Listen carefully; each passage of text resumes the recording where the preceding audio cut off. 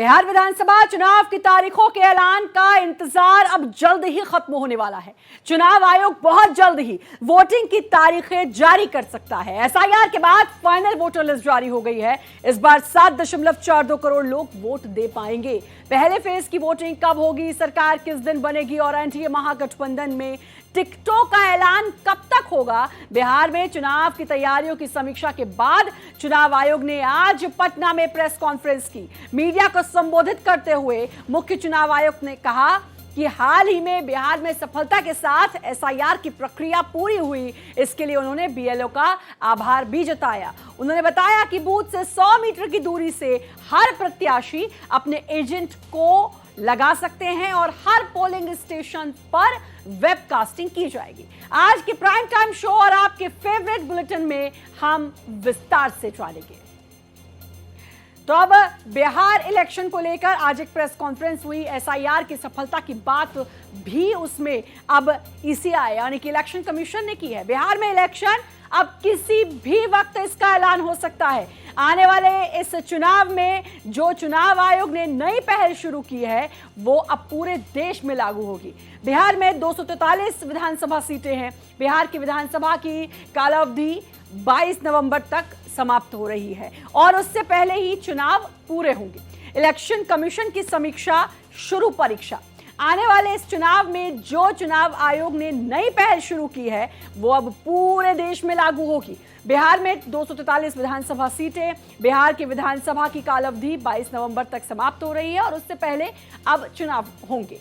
बिहार के बाजीगर, मोदी के नवरत्न, जी हां, अमित शाह, जेपी नड्डा, धर्मेंद्र प्रधान, सीआर पाटिल, केशव प्रसाद मौर्य, दिलीप जायसवाल, सम्राट चौधरी, गिरिराज सिंह और नित्यानंद राय न्यू प्लान के साथ चुनाव तैयारियों में पहले से जुटे हुए हैं। हरियाणा जिताकर पहुंचे प्रधान न्यू प्लान।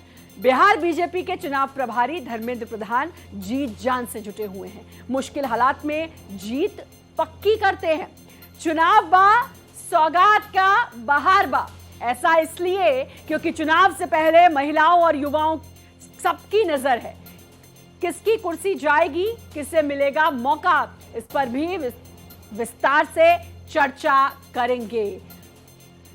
तो बिहार में चुनाव से पहले अब तैयारियां पूरी दिखाई दे रही हैं। बड़ी खबर आपके स्क्रीन पर आप देख सकते हैं।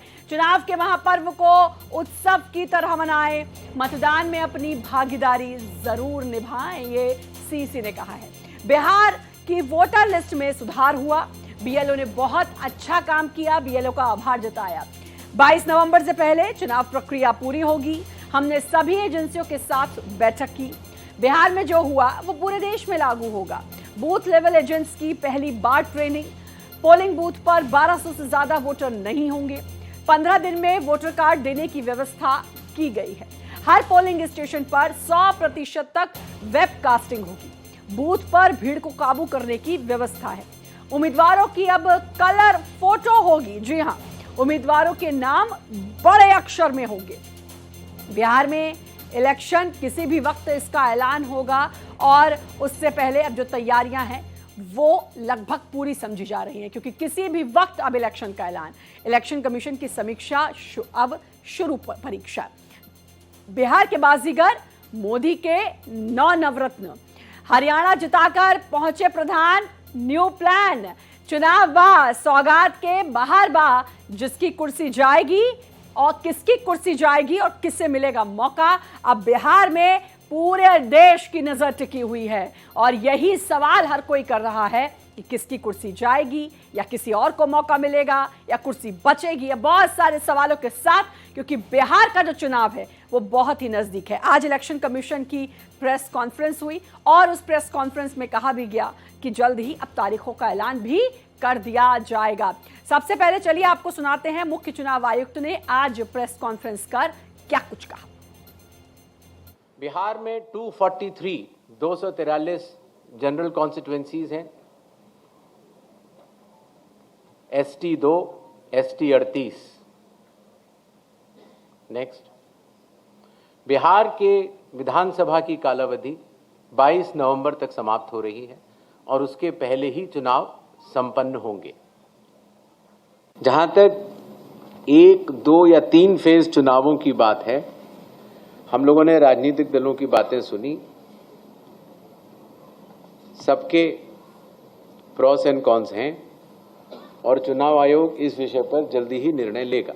संविधान का अनुच्छेद 326 ये कहता है कि संसद द्वारा पारित कानून के अंतर्गत अगर कोई भी अपराधी जिसकी लिमिट कानून द्वारा निर्धारित होती है, उसमें से कुछ लोग चुनाव लड़ने के लिए अलाउड होते हैं। अगर छोटा अपराध होता है और बड़ा होता है तो अलाउड नहीं होता है।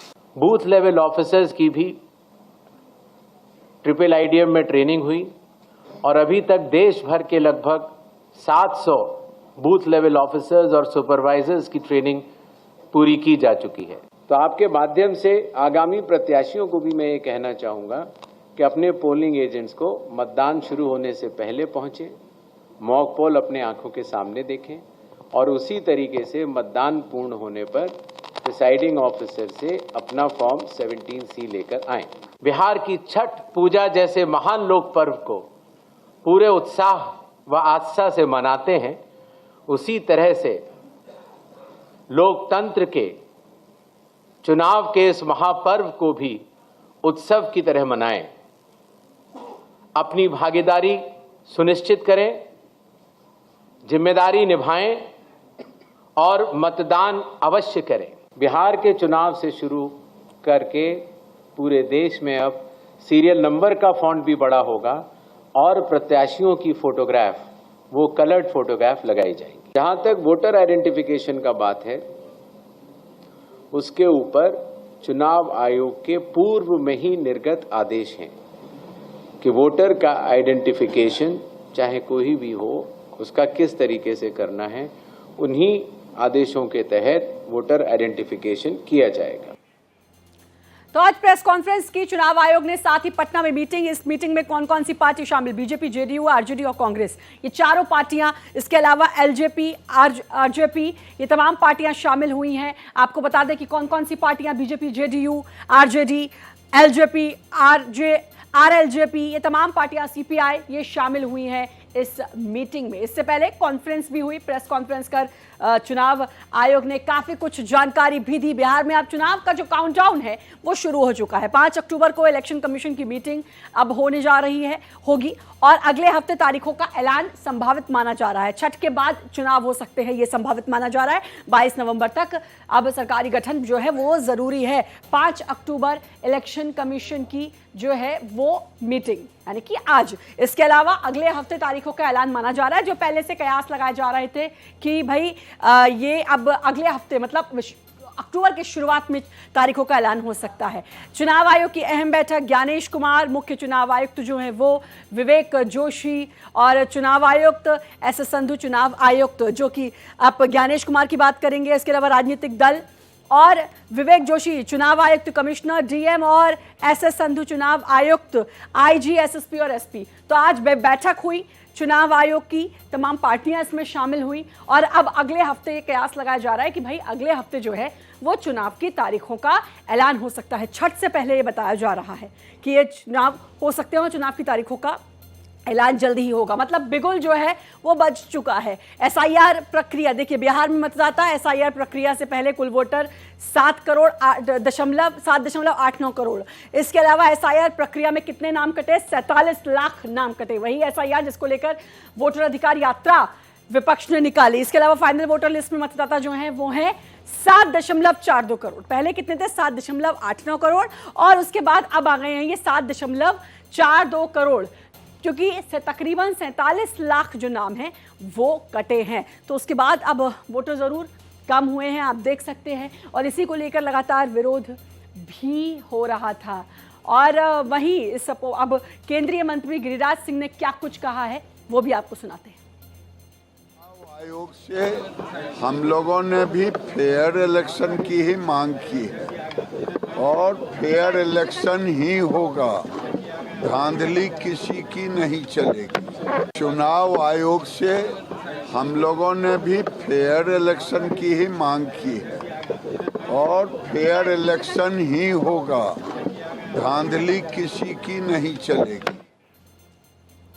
तो सुना आपने गिरिराज सिंह को। अब बिहार में बीजेपी के जो नवरत्न हैं वो देखिए, अमित शाह केंद्रीय गृह मंत्री हारी हुई बाजी जिताने के लिए जाने जाते हैं, चढ़ के कहा जाता है। जेपी नड्डा बीजेपी के राष्ट्रीय अध्यक्ष, जब से इनके हाथों में कमान आई है बीजेपी की चौतरफा जीत देखने को मिली। धर्मेंद्र प्रधान चुनाव प्रभारी, भाई मुश्किल हालात में भी हरियाणा में सबने देखा और अब बिहार के प्रभारी बनाए गए हैं। CR पाटिल सह चुनाव प्रभारी है और बीजेपी बिहार संगठनात्मक कौशल इनकी खूबियां हैं। केशव प्रसाद मौर्य सह चुनाव प्रभारी बीजेपी बिहार, ये नवरत्न है। देखिए कौन कौन शामिल है। दिलीप जायसवाल सह चुनाव प्रभारी बीजेपी बिहार, जातिगत रणनीति से जीत के कई समीकरण बनाते हैं। और सम्राट चौधरी उप मुख्यमंत्री हैं बिहार के, जातिगत रणनीति से जीत सुनिश्चित करेंगे। और गिरिराज सिंह केंद्रीय मंत्री, जनरल कैटेगरी को जोड़ेंगे। थोड़ी देर पहले आप इनको सुन भी रहे थे। नवरत्न है ये प्रधानमंत्री मोदी के। नित्यानंद राय केंद्रीय गृह राज्य मंत्री, यादव वोट फैक्टर से ये जीत सुनिश्चित करवाने में पूरी मदद करेंगे। तो बिहार में पीएम मोदी के नवरत्न जो जीत दिलवाने के लिए पूरी कोशिश करेंगे। बीजेपी के जीत के योद्धा नीतीश कुमार, सुशासन वाली छवि, ईमानदार राजनेता, पिछड़ों अति पिछड़ों में गहरी पैठ, दलितों और पसमानदा मुसलमानों में भी गहरी पैठ। इसके अलावा चिराग पासवान, दलित नेता की छवि, युवाओं के बीच, यूथ के बीच बहुत ज्यादा लोकप्रिय। जीतन राम मांझी, दलितों के बीच इनकी अपनी एक गहरी पैठ है। इसके अलावा उपेंद्र कुशवाहा, ओबीसी, कुशवाहा वोट साध कर जीत दिलाने के लिए पूरी कोशिश करेंगे। और वैसे भी ओबीसी और कुशवाहा वोट में अच्छी पैठ इनकी मानी जाती है। नीतीश कुमार, ईमानदार राजनेता, वंशवाद की राजनीति से कोसों दूर। तो नीतीश कुमार जो है, जो कि बीजेपी के जीत के योद्धा, अब ये जो चेहरे हमने आपको दिखाए ये माने जा रहे हैं, जिसमें चिराग पासवान का नाम भी शामिल है। ये वो तमाम नाम है जो बीजेपी के जीत के योद्धा के रूप में जाने जाते हैं। जीतन राम मांझी दलितों के बीच गहरी पैठ ये बनाएंगे। इसके अलावा उपेंद्र कुशवाहा, ओबीसी, कुशवाहा समाज के वोट साधकर जीत दिलाएंगे। वो तमाम नाम हैं। क्यों बीजेपी को स्ट्रांग माना जा रहा है, इसके पीछे ये बहुत बड़ी वजह है। नीतीश का महिला कार्ड 2025 में 1 करोड़ महिलाओं को 10-10 हजार रुपए अब से कुछ दिन पहले ये राशि ट्रांसफर की। शहरी जीविका दीदी, और ये देखिए 2013 में पुलिस भर्ती में महिला आरक्षण 35%, 2008 में 9वीं क्लास की छात्राओं को साइकिल, 2006 की बात करें तो छात्राओं को मुफ्त यूनिफॉर्म, यानी कि महिलाओं को साधने की हमेशा से कोशिश की है। और जो ये महिला कार्ड है इसका कहीं ना कहीं इस्तेमाल जो है चुनाव में जरूर किया जाएगा। 2013 में पुलिस भर्ती में महिला आरक्षण 35%, 2008 की बात कर ले तो उसमें भी, चलिए आगे बढ़ के दिखाएंगे कि अब 2025 में 1 करोड़ महिलाओं को 10-10 हजार रुपए उनके अकाउंट में ट्रांसफर किए गए। इसके अलावा ये आप देख ही रहे हैं, पुलिस भर्ती में 35% जो है वो आरक्षण। और इसके अलावा आपको बता दें 9वीं क्लास की छात्राओं को साइकिल वितरण, 2008 की बात मैं कर रही हूँ, 2006 की भी आप देख सकते हैं, छात्राओं को मुफ्त यूनिफॉर्म्स बांटी थी। यानी कुल मिलाकर ये समझने की कोशिश करिए कि किस तरीके से महिलाओं में पैठ बनाने की कोशिश। चुनाव आयोग से किसकी क्या मांग है बीजेपी कि भैया 1 से 2 फेज में चुनाव हो, इतने चरणों में हो। जेडीयू 1 फेज में चुनाव हो, आरजेडी का कहना है कि 2 चरणों में चुनाव हो। तो ये है चुनाव आयोग से जो मांग है। आज बैठक भी हुई है, बैठक खत्म भी हो गई। और ये जो बीजेपी और आरजेडी जो है वो चाह रहे हैं कि 2 फेज में, यानी कि 2 चरणों में चुनाव हो, लेकिन जेडीयू का कहना है कि 1 ही फेज में ये चुनाव होना चाहिए। चलिए और आपको कुछ बताते हैं। बिहार में युवा वोटर कितने हैं? 18 से 30 साल और 3,70,11,485, यानी 3,70,11,385 ये यूथ है बिहार का।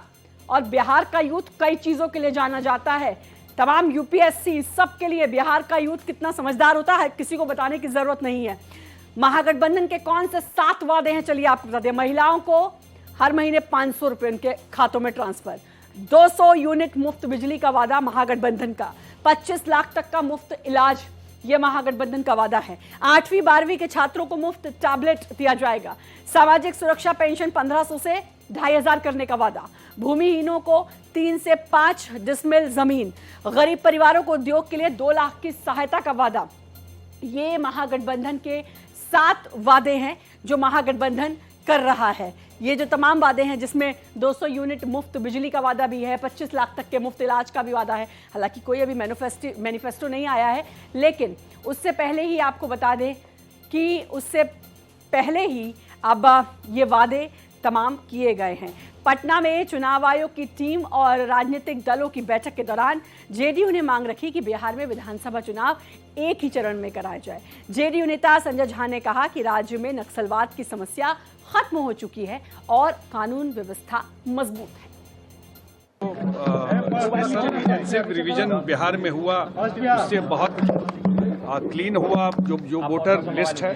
दूसरा, हम लोगों ने आग्रह किया है कि बिहार में एक फेज में चुनाव, बिहार में लॉ एंड ऑर्डर नक्सल कोई इशू नहीं है। दूसरा, हम लोगों ने ये आग्रह किया इलेक्शन कमीशन को कि सब जगह बूथ पर पैरामिलिट्री फोर्स रहे, जो गरीब गुरबा को वोट देने में कोई दिक्कत नहीं हो। तो भाई जेडीयू कह रही है कि चरण में चुनाव हो, आपने सुना भी। चलिए, बिहार वालों से संवाद, बड़ी सौगात पीएम मोदी। 26 सितंबर बिहार की नारी शक्ति से संवाद, मुख्यमंत्री महिला रोजगार योजना का शुभारंभ। युवाओं के लिए 62,000 करोड़ की योजनाएं 4 अक्टूबर को यानी कि कल शुरू गई। बिहार के युवाओं से पीएम ने संवाद भी किया। बिहार की नारी शक्ति से संवाद 26 सितंबर को किया गया और 4 अक्टूबर को जो बिहार के युवा हैं उनसे संवाद किया गया। इसके अलावा आपको बता दें कि बिहार की नारी शक्ति से संवाद के साथ और बिहार के युवाओं से संवाद तो किया ही किया, साथ ही साथ मुख्यमंत्री महिला रोजगार योजना का शुभारंभ भी किया और 62,000 करोड़ की परियोजनाओं जो है वो भी दी। इसके अलावा बिहार में युवाओं से संवाद और बड़ी सौगात आपको, युवा बेरोजगारों को हर महीने 1,000 रुपए आज से, इसका ऐलान किया गया। इसके अलावा बिहार में एनआईटी के नए कैंपस का लोकार्पण, बिहार युवा आयोग के गठन की बात कही गई है, 1200 वोकेशनल स्किल लेबोरेटरी का उद्घाटन। इसके अलावा छात्रों को 450 करोड़ की स्कॉलरशिप, स्किल यूनिवर्सिटी का लोकार्पण, कौशल दीक्षांत समारोह में, और 62,000 करोड़ से ज्यादा की केंद्र सरकार की युवा केंद्रित ऐसी योजनाएं हैं जिसका फोकस सीधे सीधे युवाओं पर होगा। और 1000 सरकारी आईटीआई को हब एंड स्पोक मॉडल से जोड़ा जाएगा, 200 हब आईटीआई को, और साथ ही साथ एक हब आईटीआई केंद्र एवरेज 4 स्पोक आईटीआई से जुड़ा होगा। पहले फेज में पटना दरभंगा में आईटीआई पर फोकस किया जाएगा, यानी कि हर तरफ फोकस करने की बात जो है वो पीएम सेतु योजना कर रही है और बार बार इसको बता भी रही है। चल, अब ये देखिए, अब बताएंगे कि संवाद का मकसद क्या है पीएम मोदी का युवाओं से। बिहार की युवाओं की समस्याएं सुनना, बिहार की युवाओं की आकांक्षाएं जानना ताकि समझा जा सके पीएम मोदी का जो फोकस है बिहार के युवाओं की तरफ वो क्यों है। केंद्र राज्य सरकार की नीतियों पर राय जानना, रोजगार, स्टार्टअप, डिजिटल स्किल पर जो है वो चर्चा हो सके युवाओं से, सरकारी नौकरियों में ट्रांसपेरेंसी हो सके, एक पारदर्शिता आ सके, तो ये वो तमाम चीजें हैं। इसके अलावा देखिए, चुनाव से पहले नीतीश ने सबको खुश किया है। कैसे? राज्य कर्मचारियों की पेंशनर्स का महंगाई भत्ता 3% बढ़ाया गया।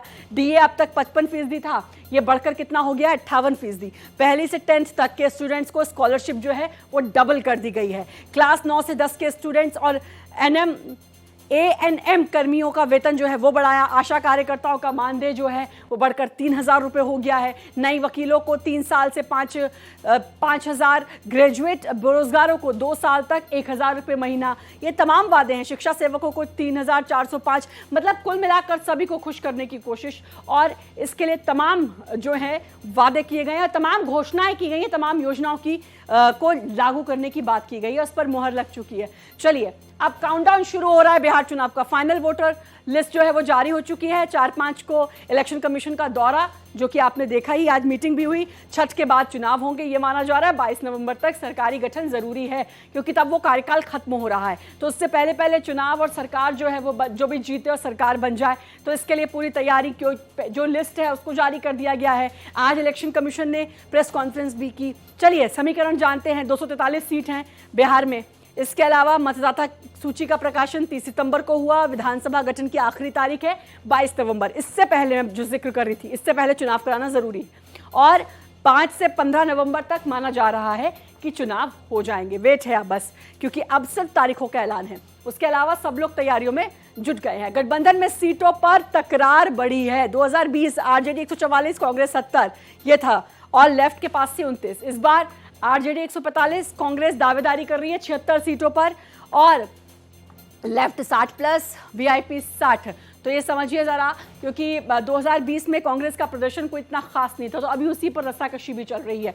सीट शेयरिंग एक सबसे बड़ा मुद्दा है और अभी उसी पर हर पार्टी में, हर दल में रस्साकशी जो है वो लगातार जारी है। एनडीए में भी टकराव जैसी स्थिति, एचएएम 15 से 20 सीट की मांग कर रहा है, एलजेपी जो है वो 40 सीटों की डिमांड, 40 प्लस सीटों की, आरएलएम अभी फिलहाल चुप है। महागठबंधन में 76 सीट, जैसा कि मैंने पहले बताया, कांग्रेस कह रही है कि हमें इतनी सीट दो, वीआईपी 60 सीटों की मांग, लेफ्ट जो है 60 प्लस सीटों की मांग कर रहा है। तो अभी फिलहाल सीट शेयरिंग को लेकर सभी दलों में रस्साकशी तो देखने को मिल रही है। बिहार में मेन फोकस महिला वोटर्स पर सबकी नजर है। 4.07 करोड़ महिला वोटर्स, और आपको बता दें 2020 में 59.7% महिलाओं ने वोट डाले थे। तो आप देखिए कितना जरूरी है महिलाओं को साधना, इसीलिए हर कोई साध रहा है, इसीलिए महिलाओं के लिए बड़े बड़े ऐलान किए जा रहे हैं। 2020 का आंकड़ा देखिए, 59.7% महिलाओं ने वोट डाला। तो सोचिए ये जो आंकड़ा है अपने आप में बहुत बड़ा है।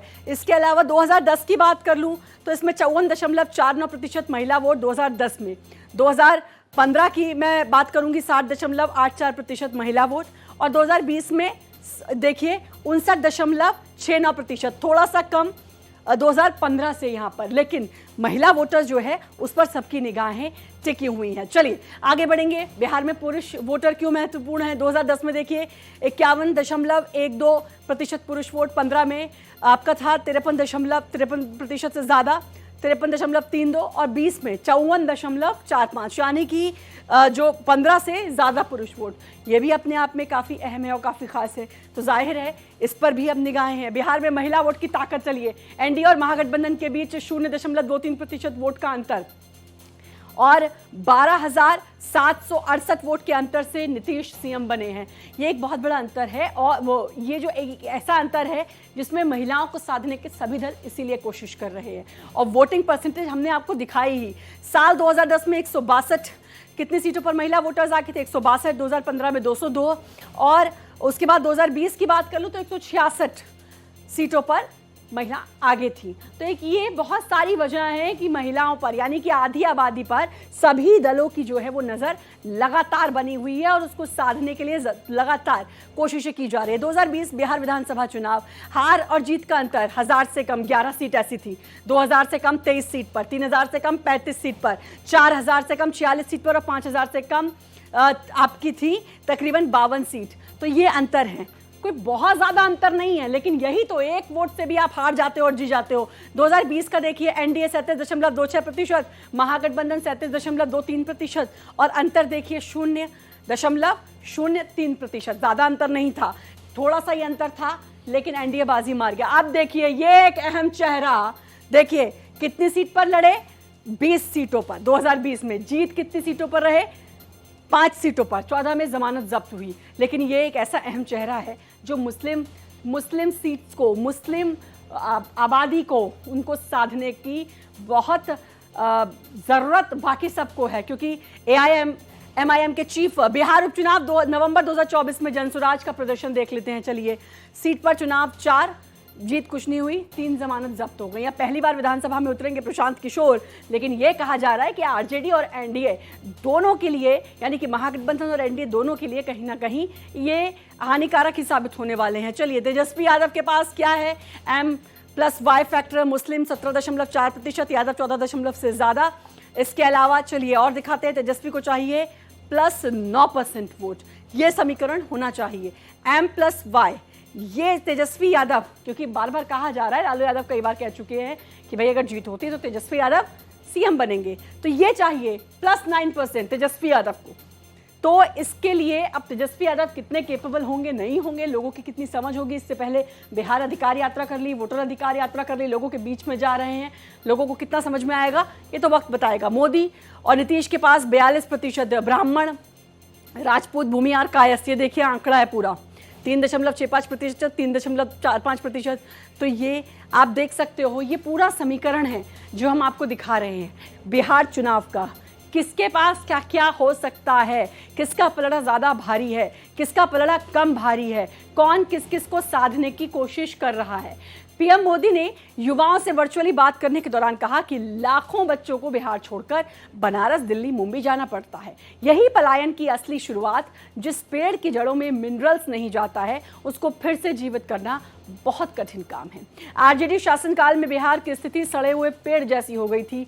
उस दौर में ना तो स्कूल खुलते थे, ना बच्चे पढ़ने जाते थे और लाखों लोगों को रोजगार की तलाश में बिहार छोड़कर बनारस, दिल्ली और मुंबई जाना पड़ता था। पीएम मोदी ने कहा कि बिहार के लोगों ने नीतीश सरकार पर भरोसा जताया है और साथ ही साथ पीएम ने वर्चुअली जो संवाद किया उसमें साफ तौर पर यह कहा कि भाई जो सड़े हुए पेड़ की शुरुआत थी उसको ठीक करना सबसे ज़्यादा ज़रूरी है, क्योंकि बिहार में जो है वो पलायन हो रहा है। चलिए कुछ और फैक्ट्स भी जानते हैं। महिला प्लस यूथ, किसका फैक्टर ज़्यादा मजबूत, ये वो तमाम फैक्ट्स हैं जिसके बारे में आपको बताती हूँ। बिहार में महिला रोजगार योजना की एक और किस्त जारी है, ये भी फैक्ट है, लेकिन कई सवाल भी हैं। बिहार में इस बार चुनाव में युवाओं पर दांव से एनडीए को कितना फायदा मिल सकता है, क्योंकि पीएम मोदी ने कल युवाओं से बात की है। बिहार में चुनाव के चरणों में सियासी तकरार क्यों? क्योंकि आरजेडी अलग बात कह रही है, एनडीए अलग